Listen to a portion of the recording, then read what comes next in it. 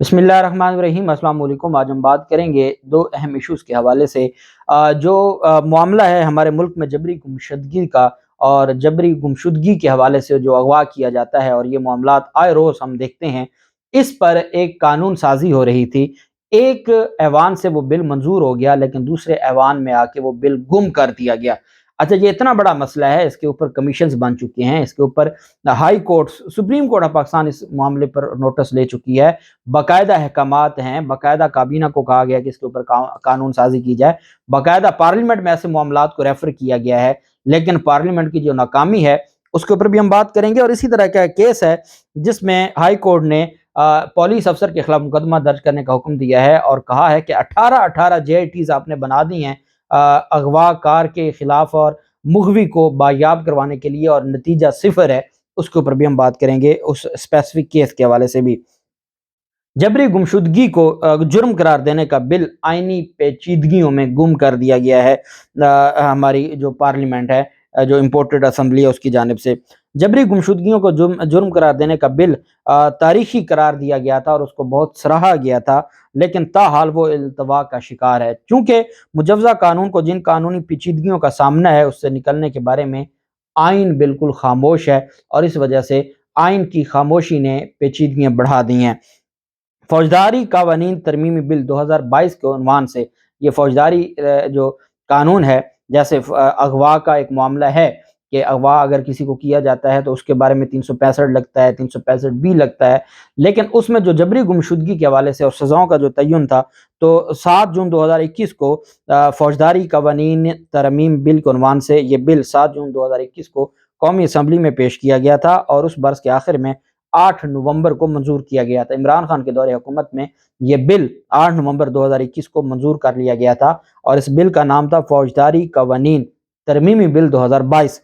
बाद ना ये बिल मंजूरी के लिए सेनेट में पहुंचा, जहां इसमें 20 अक्टूबर 2022 को मंजूरी से कबल मजीद तरमीम कर दी गई। अब ये 20 अक्टूबर 2022 जो मौजूदा इम्पोर्टेड हुकूमत है उसका, शहबाज शरीफ हुकूमत का जो दौर है, और सेनेट में जब ये मामला गया तो उन्होंने मजीद उसमें तरमीम कर दी। जो कौमी असम्बली से मंजूर हुआ था उसको मिनो तस्लीम ना किया, बल्कि उसमें मजीद तरमीम कर दी। आइन ये हुक्म देता है कि तरमीम शुदा बिल को उसी ऐवान में वापस आना चाहिए जहाँ से ये पेश किया गया हो, इसलिए ये बिल एक बार फिर कौमी असम्बली में पहुंचा। अब जब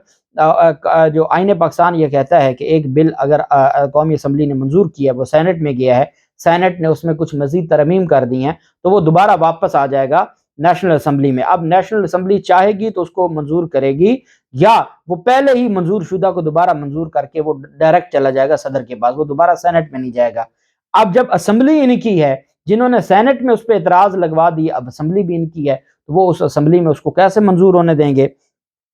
सेनेट की जानिब से जो की गई तरमीम के साथ कौमी असम्बली में ये बिल मंजूर करने के हवाले से, लेकिन कौमी असम्बली ने मजीद तरमीम की और फिर 21 अक्टूबर को 2022 को इस बिल को मंजूर किया गया। और ये 21 अक्टूबर 2022 को जो बिल मंजूर हुआ, ये मजीद तरमीम के साथ बिल मंजूर हुआ।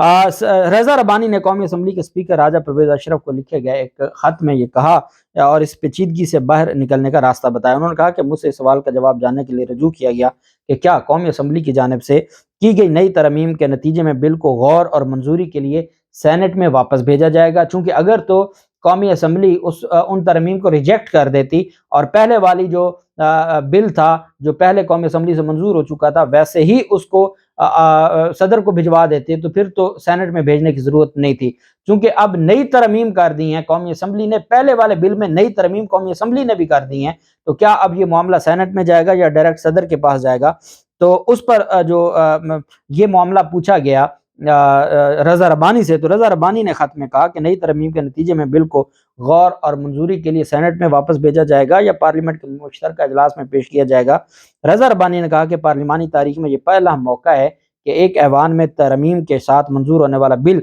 دوسرے ایوان میں ان ترمیم اور اضافی ترمیم کے ساتھ منظور کیا گیا۔ انہوں نے خط میں کہا کہ آئین کے آرٹیکل 70 کا بھی حوالہ دیا جس میں قانون سازی کے طریقہ کار کی وضاحت کی گئی۔ رضا ربانی نے کہا کہ آرٹیکل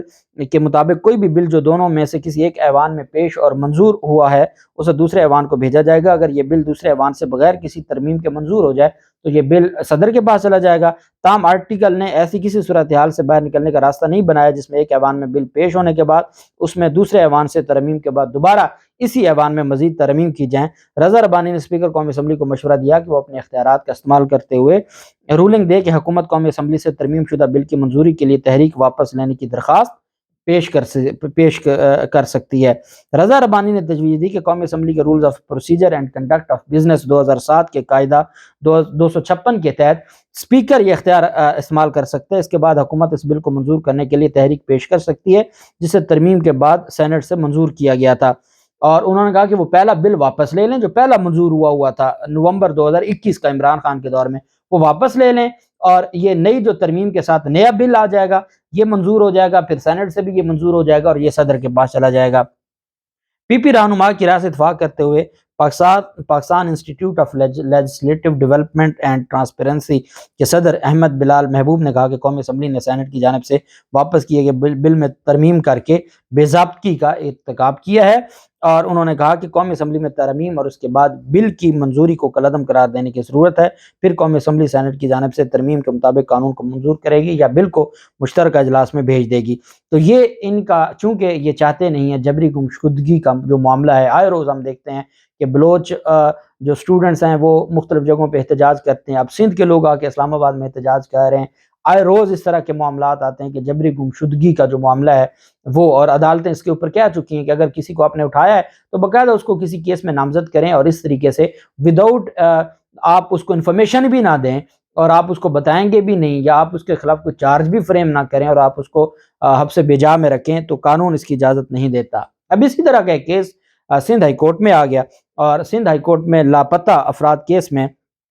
سندھ ہائی کورٹ میں سماعت ہوئی، تو سندھ ہائی کورٹ نے پولیس اقدامات پر اطمینان لاپتہ افراد کی بایابی سے متعلق پولیس اقدامات پر عدم اعتماد کرتے ہوئے جی آئی ٹیز کی اجلاس کی روشنی میں لاپتہ شہریوں کا سراغ لگانے کی ہدایت کی۔ جسٹس نعمت اللہ کی سربراہی میں 2 رکنی بینچ کے روبرو لاپتہ افراد کی بایابی سے متعلق درخواست پر سماعت ہوئی۔ یہ معاملہ اب سندھ میں بہت چل نکلا ہے لاپتہ افراد کا۔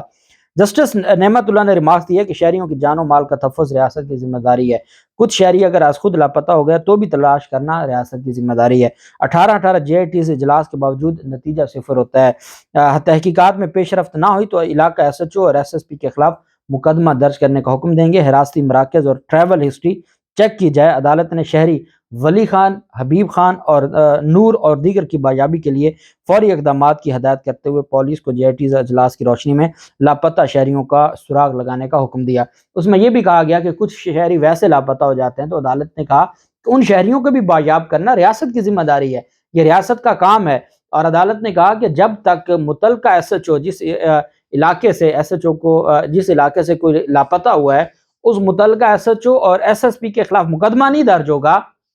تب تک آپ لوگ بایاب نہیں کروائیں گے، تب تک آپ جو اغوا ہوئے مغوی لوگ ہیں